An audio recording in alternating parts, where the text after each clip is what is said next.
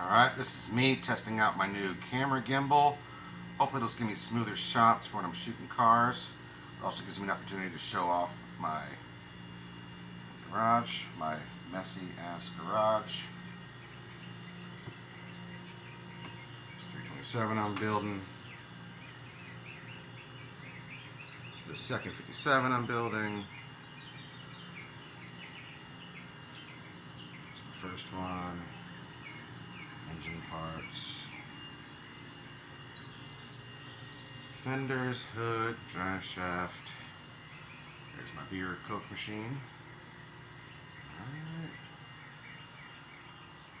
Here.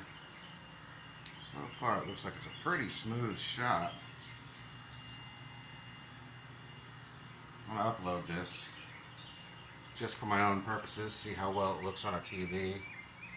All that.